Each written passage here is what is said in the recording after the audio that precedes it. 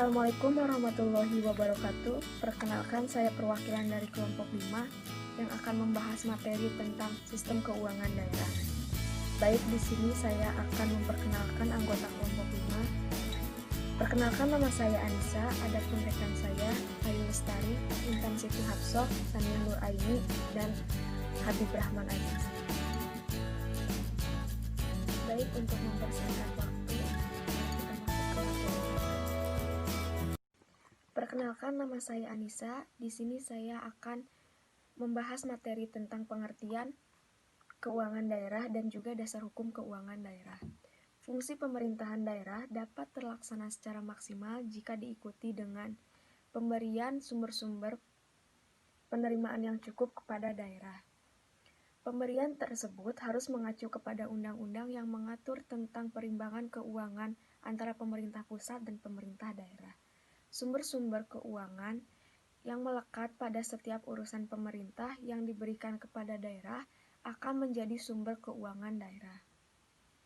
Dilansir dari situs resmi Kementerian Keuangan Daerah, terdapat dua pengertian keuangan daerah. Yang pertama, menurut PP nomor 58 tahun 2005, yaitu keuangan daerah adalah semua hak dan kewajiban daerah dalam rangka penyelenggaraan pemerintahan daerah yang dapat dinilai dengan uang termasuk di dalamnya segala bentuk kekayaan yang berhubungan dengan daerah tersebut. 3 tahun 2014, keuangan daerah merupakan semua hak dan kewajiban daerah yang dapat dinilai dengan uang, dan segala sesuatu yang berbentuk uang dan barang akan menjadikan milik daerah yang berhubungan dengan pelaksanaan hak dan kewajiban tersebut. Materi selanjutnya yaitu dasar hukum keuangan daerah. Dasar hukum peraturan pemerintah nomor 12 tahun 2019 tentang pengelolaan keuangan daerah adalah yang pertama, Pasal 5 Ayat 2 Undang-Undang Dasar Negara Republik Indonesia tahun 1945. Yang kedua, Undang-Undang Nomor 33 Tahun 2004 tentang perimbangan keuangan antara pemerintah pusat dan pemerintah daerah. Lembaran Negara Republik Indonesia tahun 2004 Nomor 126, Lembaran Tambahan Negara Republik Indonesia Nomor 4438. Dan yang ketiga yaitu Undang-Undang Nomor 23 Tahun 2014 tentang Pemerintahan Daerah. Lembaran Negara Republik Indonesia tahun 2014 Nomor 244, Tambahan Lembaran Negara Republik Indonesia Nomor 5587, sebagaimana telah beberapa kali diubah, terakhir dengan Undang-Undang Nomor 9 Tahun 2015 tentang perubahan kedua atas Undang-Undang Nomor 23 Tahun 2014 tentang Pemerintahan Daerah. Lembaran Negara Republik Indonesia tahun 2015 Nomor 58 Tahun 2000 tambahan Lembaran Negara Republik Indonesia Nomor 5679. Sekian materi dari saya. Materi selanjutnya yaitu akan dibahas oleh Ayu Lestari.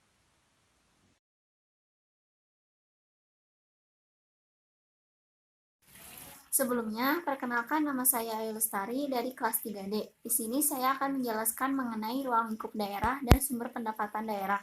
Yang pertama yaitu mengenai ruang lingkup daerah.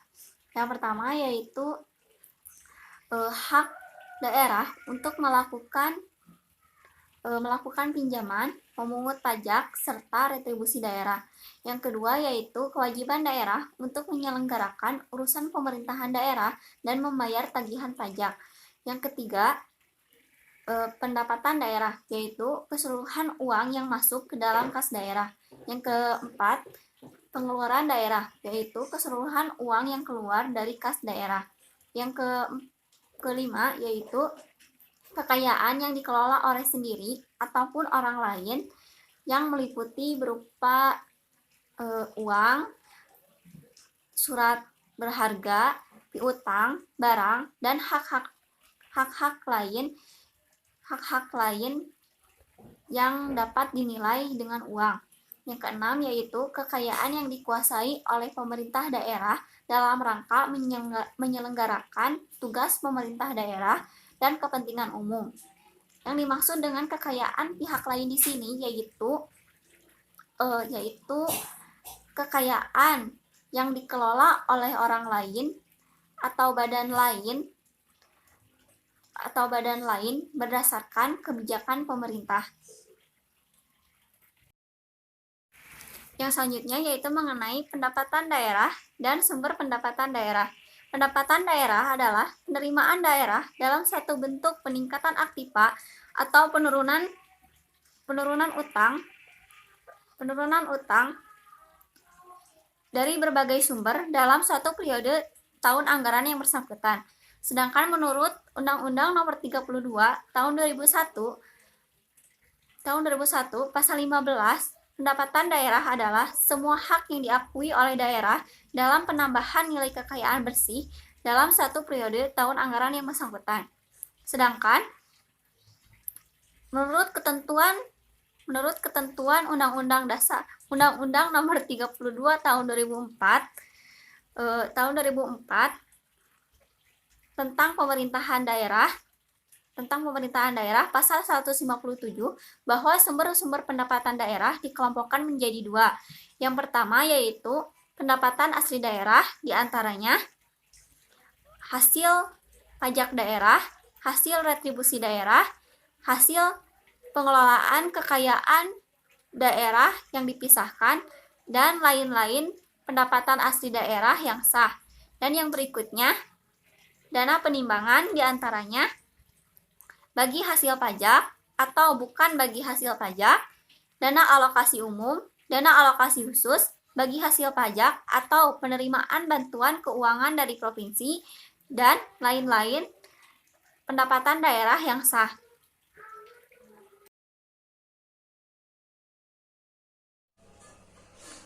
Baik, sebelumnya perkenalkan, nama saya Habib Rahman Aziz, kelas 3D jurusan Ilmu Administrasi Negara, dan di sini saya akan menjelaskan di bagian siklus pengelolaan daerah.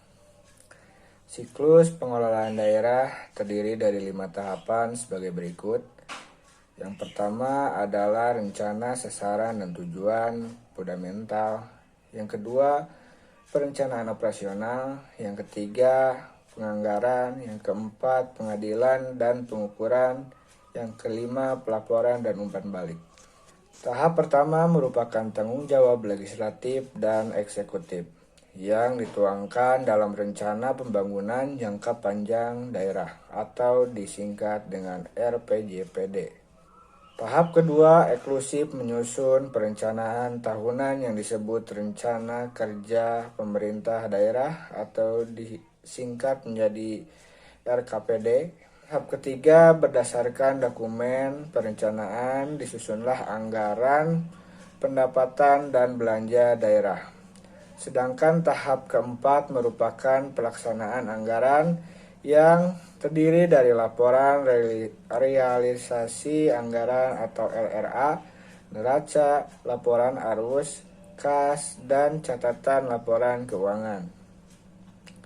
Dalam PP nomor 58 tahun 2005 tentang pengelolaan keuangan daerah dikatakan bahwa pemerintah daerah harus membuat sistem akuntansi yang diatur dengan peraturan kepala daerah.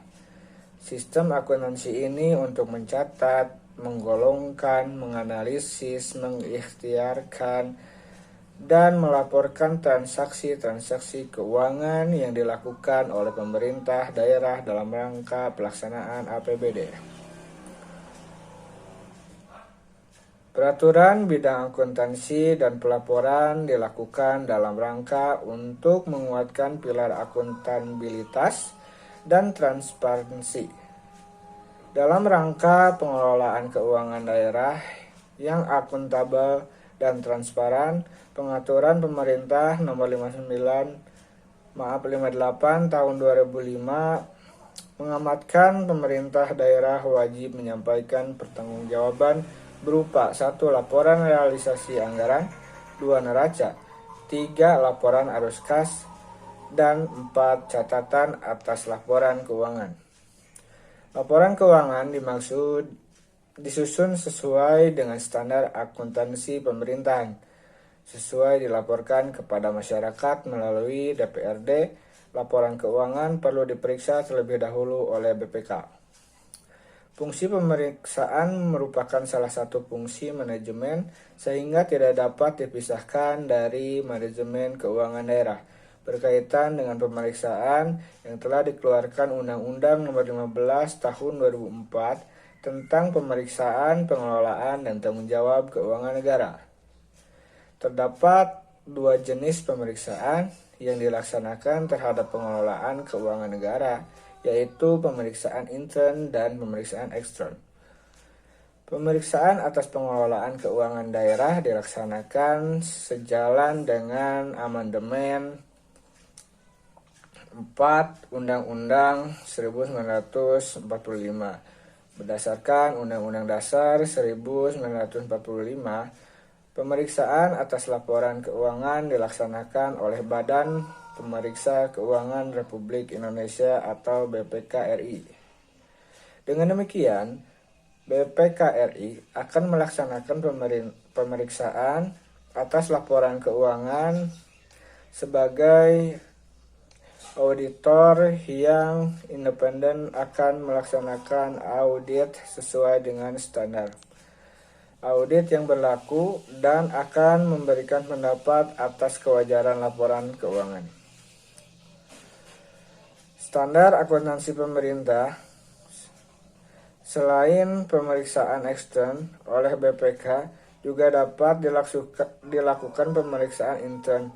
Pemeriksaan ini pada pemerintah daerah dilaksanakan oleh Badan Pengawas Daerah atau Inspektorat Provinsi dan Kabupaten atau Kabupaten Kota. Ya, mungkin hanya itu yang bisa saya sampaikan. Terima kasih. Assalamualaikum warahmatullahi wabarakatuh. Nama saya Intan Siti Hapsoh. Di sini saya akan menjelaskan tentang pendapatan asli daerah. Sebelumnya saya mohon maaf jika suara saya sedikit terhambat karena saya sedang kurang enak badan. Pendapatan asli daerah.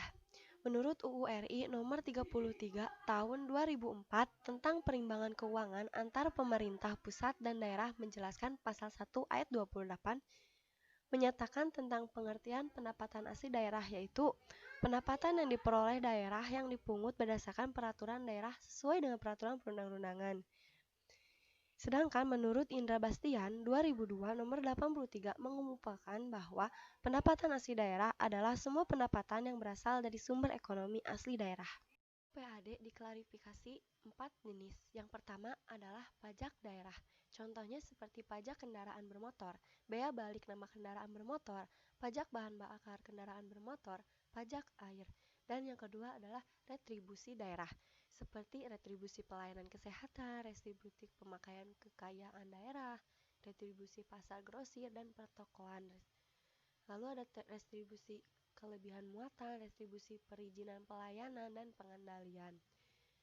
Lalu yang ketiga adalah bagian laba perusahaan daerah dan hasil pengelolaan kekayaan daerah lainnya yang dipisahkan, seperti bagian laba bank bangunan daerah, bagian laba perusahaan daerah, dan bagi hasil investasi pada pihak ketiga. Lalu yang terakhir adalah lain-lain PAD, yaitu semua yang bukan berasal dari pajak, retribusi, dan laba usaha daerah, antara lain hasil penjualan barang milik daerah, penerimaan jasa giro, penerimaan ganti rugi, dan atas kekayaan daerah, denda keterlambatan pelaksanaan pekerjaan, penerimaan bunga deposit atau dana perimbangan. Yang dimaksud dana perimbangan adalah dana yang bersumber dari pendapatan APBN yang dialokasikan kepada daerah untuk menandai kebutuhan daerah dalam rangka pelaksanaan desentralisasi. UU RI nomor 33 tahun 2004 tentang perimbangan keuangan antara pemerintah pusat dan daerah.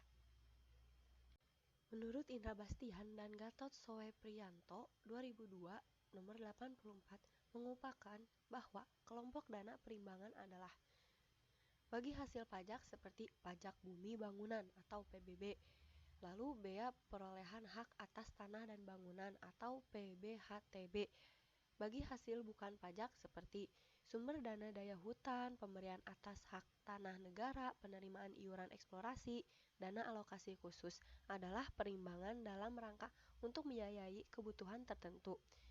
Dana perimbangan dan provinsi adalah dana perimbangan dalam pemerintahan kabupaten atau kota yang berasal dari pemerintahan provinsi, lain-lain pendapatan yang sah.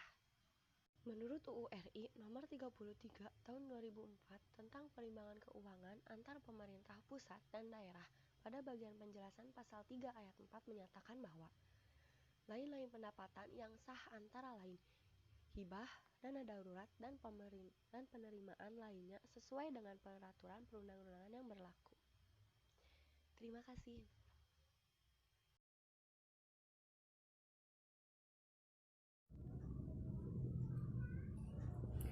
Baik, yang selanjutnya ada pengeluaran daerah, belanja daerah, dan sumber pengeluaran daerah.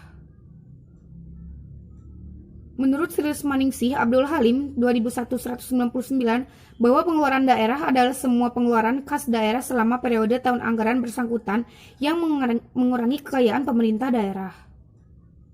Dan menurut Pemendragi nomor 59 tahun 2007 tentang perubahan atas Pemendragi nomor 13 tahun 2006 tentang pedoman pengelolaan keuangan daerah, diungkap pengertian belanja daerah yaitu belanja daerah adalah kewajiban pemerintah daerah yang diakui sebagai pengurangan nilai kekayaan bersih.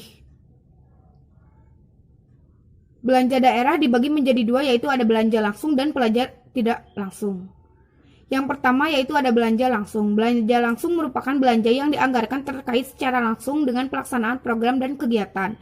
Yang termasuk ke dalam belanja langsung adalah belanja pegawai, belanja barang, belanja jasa, belanja modal. Yang kedua yaitu ada belanja tidak langsung. Belanja tidak langsung merupakan belanja yang dianggarkan tidak terkait langsung dengan pelaksanaan program dan kegiatan. Yang termasuk ke dalam belanja tidak langsung yaitu ada belanja pegawai, bunga, subsidi, hibah, bantuan sosial, belanja bagi hasil, bantuan keuangan, dan belanja tak terduga. Struktur belanja berdasarkan Pemendragi nomor 13 tahun 2006 relatif berbeda dengan struktur belanja menurut Kepemendagri nomor 29 tahun 2002.